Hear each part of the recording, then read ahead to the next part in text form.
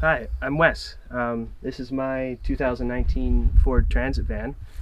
I bought it new in 2019, ordered it special from Ford with the particular engine and differential that I wanted because I wanted to be able to go up mountains and put less strain on the engine and have it be really mechanical sound for a long time.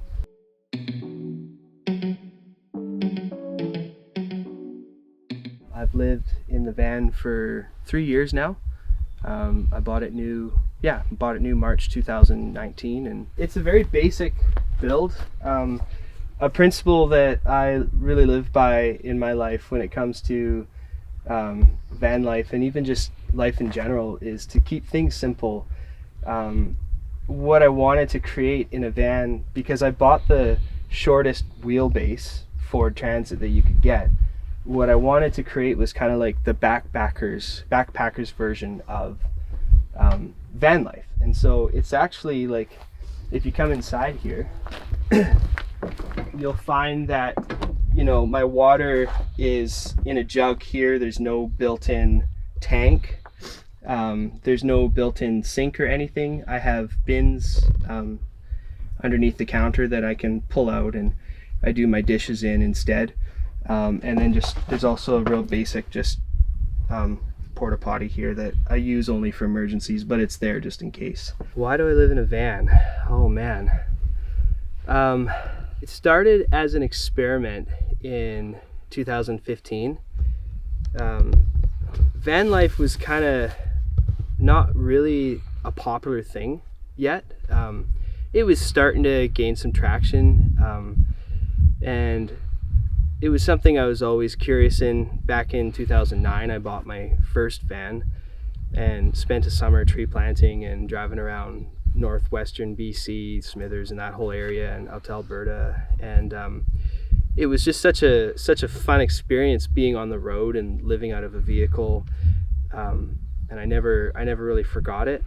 So I decided in 2015 to buy another van. I actually bought it in 2014 and started a fairly extensive restoration and redo on the whole van. But it initially started out as kind of just an experiment to see if I could do it for a year and what it was like to actually live in a van for a year. What ended up happening was, after that year was over, I moved back into a suite that a friend of mine had at their place, and I missed it. I missed being on the road. I missed the basic, simple, easy lifestyle of just living small and living within your means. And so actually part of van life, getting into it too, was just practicing that idea and seeing what that was like, even though there wasn't this like continual trip of exploring country after country and community after community. It hasn't been quite like that for me, but it's been good. In here, it's just basic clothes storage. I can stuff duffel bags and whatnot in there.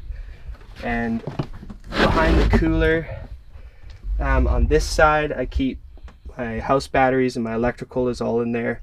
And all I need for my entire program and what I charge and everything is a 400 watt inverter. I don't need anything more. Got basic cooking under here, stove and whatnot, just utensils and plates and everything, and keep my food in here. So it's not the typical van life stove. I tried a number of stoves. So the first stove I tried was the butane stoves, and what I kept coming up with was the fact that you plug in a butane canister and you throw out the butane canister when it's done, and they don't actually last very long. The other issue is in the wintertime, if you're cooking outside and it's really cold, they tend to ice up and they don't like to work very well. So then I got a propane double burner stove, and it's got like, the little green bottles that go into the stove, and the little brass fitting off the side that holds the bottle. But that unit became complicated because it would take up like this much space because even though the stove is only this wide, which seems like it would only take up a little bit of space, because it had the bottle going off to the side, you know, you'd have it would wind up being about here because of the bottle. And they didn't make the bottle piece very nice. They put the inlet right in the center of the stove, so the stove was almost pushed out here and the bottle was up against the counter, so that wasn't working either. And I didn't want to go and buy another double burner propane stove, partly because I was sick of canisters. So I bought this stove because I'm really only making one pot meals most of the time, and like oatmeal in the morning, and I'll do a basic fry up in a frying pan. So I'm not doing any sort of fancy cooking. This is more than adequate, and the beauty of it is it's a dual fuel stove, so I can run the Coleman white gas in it, which is easy to come by.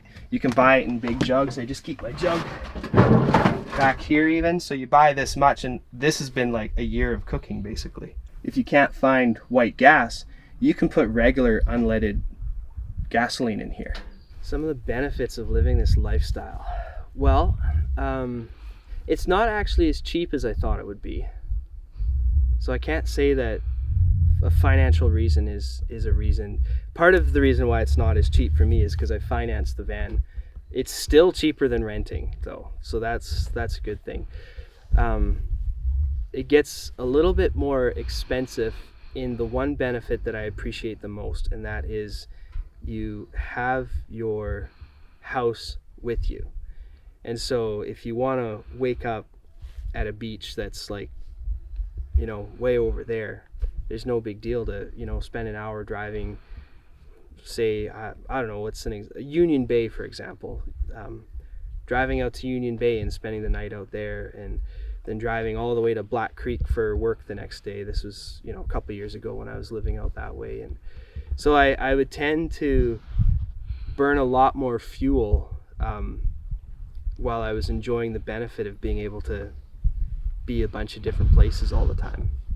So that's definitely one of the benefits for me, is just the idea of getting to wake up in so many different cool spots, and, you know, intentionally parking in a place to see a beautiful sunset, or intentionally parking in a place to see a beautiful sunrise, or, you know, just going to the lake for the night and camping at a lake and in a campground and having a fire. And, you know, there's nothing to that, because you're not having to sit and, you know, you're not at home in your apartment or your house or whatever you're living in going, okay, I need to pack this, I need to bring this along with me.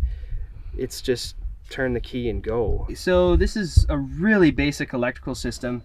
The beauty of the Ford Transit van is it has the vehicle batteries right underneath the driver's seat. So when you're running cables from your main battery to your house batteries, which are in this cabinet vented in here, you really only have two short little cables. I put in a manual isolator so that I can control when I turn the batteries on, like to charge them, with this switch here. So it's just a solenoid, really, right? The beauty of this system, it has some benefits and it has some drawbacks. The benefit is that you can decide when it goes on and goes off. The drawback is sometimes you forget to shut it off, and that in that case you're actually risking draining your vehicle battery while you use your house batteries. But the other thing is, and a lot of companies don't account for this, is the modern vehicles, they don't just charge the battery. The battery charging is controlled by a module in the vehicle. And so what happens is the alternator is reading the battery, and the battery is reading the alternator in a sort of roundabout way, right? And you really want to start the vehicle, get driving first, and get your vehicle system kind of working together for about 5 to 10 minutes before you actually start charging your house batteries. Just because that initial charge or start and charge is like really important, right? There's also a solar charger as well. Solar panel currently isn't on the roof because I was doing some stuff on the roof racks, but it's ready to be plugged back in and to go on the vehicle again. But I leave this plugged in anyways because it still tells me what voltage is left in the batteries, and it's just a quick reference, and it works out good. I also have a one bank charger here, which when I'm parked in a driveway or parked somewhere, I can plug into the house and do a more complete charge on the batteries with this. So that's what that is. Charger, regular charger, 120 to 12 volt, solar charger, your solenoid, your switch to use your solenoid, and a couple fuses just to run things like the 12 volt source, and also to run the switch. I do have a fantastic fan in the back, currently not hooked up, but as soon as it's hooked up again, then there'll be another fuse for that system as well. Some of the challenges have been I have a heater installed, but it's not installed, so it's in the floor, but I've been a little slow on trying to have a good solid way to run the diesel heater and where to put a tank, and so you don't have to smell diesel in the van. And it's a gas van, but the heater's diesel, so there's an issue there, right? I haven't quite solved that in a way that I really like how it works together yet, but I have learned how to, when you're driving to wherever you're going to drive, you turn the heat on full blast and you get the whole entire van nice and warm.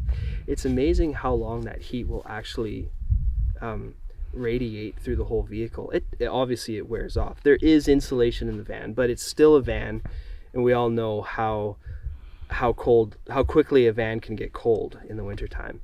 But a good down duvet and a comforter and a Hudson's Bay blanket, wool blanket on top, kind of pushing everything in, I've been just fine. I haven't actually truthfully needed a heater, even though it's been cold. You do get a little bit of condensation issues in the morning. There's frost on the inside of the windows, and you got to start the van and rewarm it and do all that, and you're kind of shaking while you're reaching for your key to your ignition. But I don't actually find it that bad. And even down to like -15, which seems crazy, but when you got good blankets and you wear a hoodie and a pair of sweatpants and you put your hood up with your toque, and it's actually not that bad. So this is my bed. It's really simple again. There's a box on this side that's 4 feet wide that goes to the rear door. There's a box on this side that's 4 feet wide that goes to the rear door. And then the bed, which is, believe it or not, 4 feet wide. Pretty simple. I built it too so you can fold the mattress off to the side and pull the center panel out, and you can carry long things like plywood and whatnot in here still. I still wanted to have some utility. Underneath in this box, if you pull the mattress back, there's a hatch door, so I got some extra storage in here. What I basically put in there is like stuff that I don't use very often: linens, backpacks, gear, hiking boots, rubber boots, stuff that isn't the everyday use. Originally, when I first built the van, it was entirely a different shape. I actually had the kitchen across here and I had the bed across this side. It was really good for the first trip that I went on back in 2019. But when it came down to the van being more functional for everyday life, it made more sense to cut into the plywood and take out the batten insulation and put in hardboard instead. You can see I haven't finished sheeting it in yet. So this is kind of like halfway through a very slow reno, because sometimes it's hard to reno a van when you're living out of it, right? Yeah, it's really built for me. I would imagine it would be fairly tight to have two people in here, but yeah, it's literally just built for me. There's 6 feet between, or 6 foot 2 inches between the sheets, and I'm 5'11", so I'm in there. It's tight. This, I had to put a little spot for my dog just so he'd have his own place. And hey Theo, come here. Can you go into your house? There you go. So yeah, he's got his own little spot, and I'm able to keep some of his toys in there. And Yeah, just a little tin with things that are for him. These are the original Ford lights that are here. This one I've put a piece of tape over, which is a really basic kind of simple solution, but there's a program built into the body control module that allows these lights to be on for about 20 minutes. But if you put it on accessory, you can have them on for a while before. I think it's an hour before they'll actually dip out. And typically that's all I've really needed for light. If I've needed to have light for longer, I'll usually just turn on this and shine it on the white part of the ceiling, and it's just enough light for me. Advice for somebody getting into van life. Well, what do you currently own? A lot of people sell a lot of their life away to get a van, and without really getting any idea or practice on what it's actually like to be in a van. I had experience beforehand before I got into this, so I had a very good idea what I was getting myself into. But my advice is, if you're thinking about getting into a van and you don't already have, like, say you have a small van like a Dodge Caravan or Toyota Sienna or something like that, like that's a great starting point. You don't have to start with the biggest thing. Even just getting out, like I had also at one time I had a Toyota Camry wagon, and I spent 5 months living and traveling out of that, and it's tiny in there. But if that's all you have, say a Subaru Outback, if that's all you have, just jump in and try it out for a couple months, see how you like it, and you don't have to live up to this like crazy van life look. It doesn't have to be an aesthetic. It can, if you're really passionate about doing it and you really want to try it, start small. Start with what you have, like, and don't be sad if it doesn't grow into the big thing right away, or don't be sad if it doesn't work out for you and it's not really your thing. You know, at least you tried it. I think the most important thing is, like, if you're at all interested in getting in van life, is finding a way to try it out to see if it's something you want to do, and not necessarily just diving in into the whole thing right away, because you never know, it might not be your thing, but it might be absolutely what you always wanted to do. Yeah, so I wanted to be able to carry a canoe. So I built this roof rack at work. It's just a really basic aluminum roof rack. There's nothing fancy about it. The unique part about it is it has two stands that kick up like this, so the canoe is on an angle. I did that so that I could still open up my roof vent even with the canoe on the roof. Otherwise, I could only get the roof vent open about that much, and then it would hit the canoe. It still hits the canoe, but at least it can open far enough that the fan will work.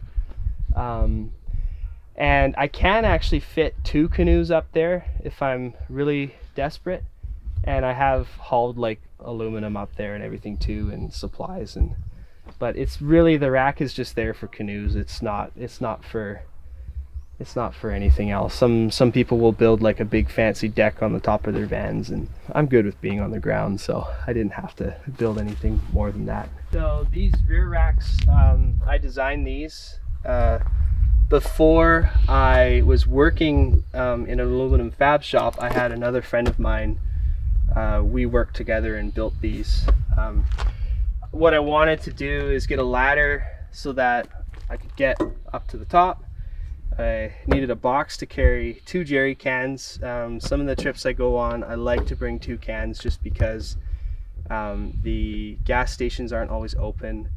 They're few and far in between, and I just wanted to make sure I'd have enough fuel. But generally in Canada, North America, your van life overlanding trips, you can get away with actually not having jerry cans. There's so many gas stations around. Another important thing for me was getting the spare tire out from underneath the back of the van and onto the back door. Most of that was just because I didn't want to be stuck on, say, the Dempster Highway, for example, up in the Yukon, and have to do a spare tire in the mud and crawling underneath the van trying to get it out. This just makes the spare tire a lot more accessible. And it looks cool. I like it.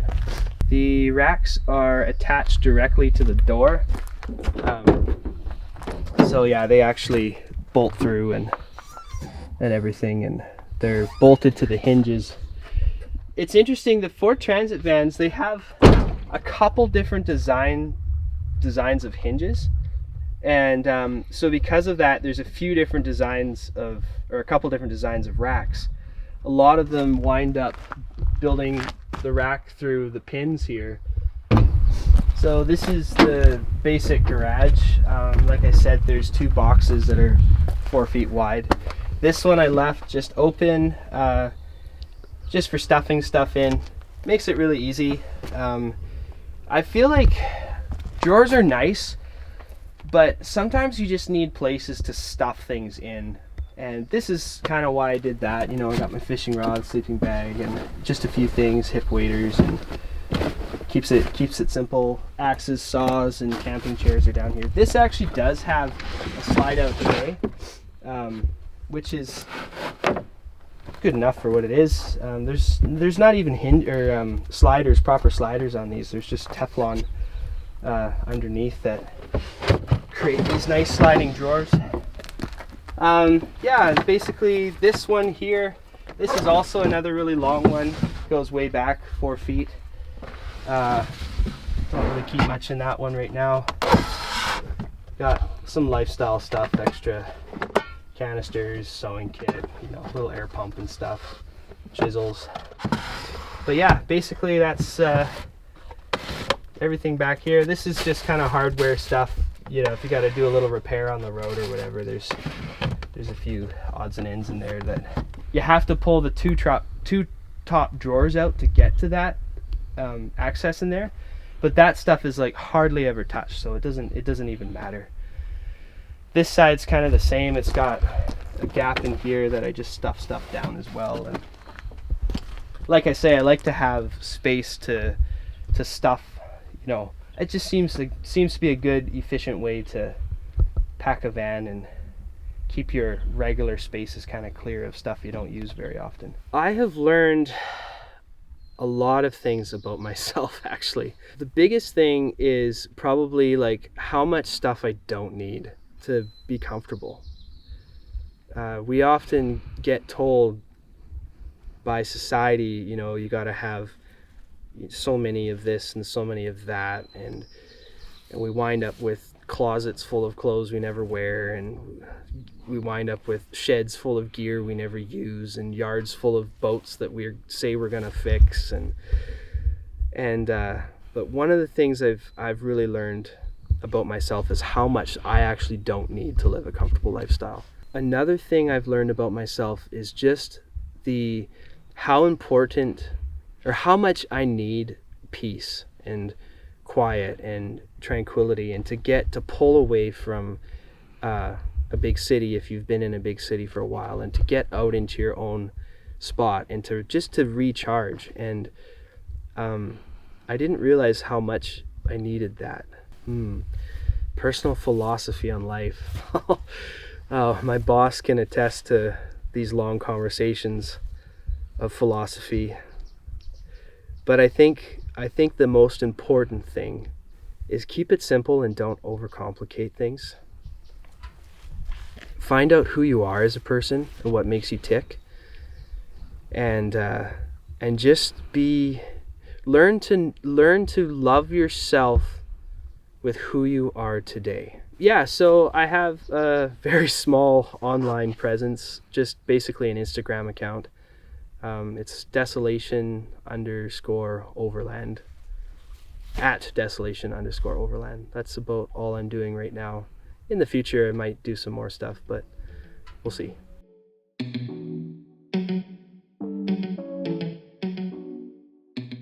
Thanks for watching, and if you enjoyed this video, please share it with a friend.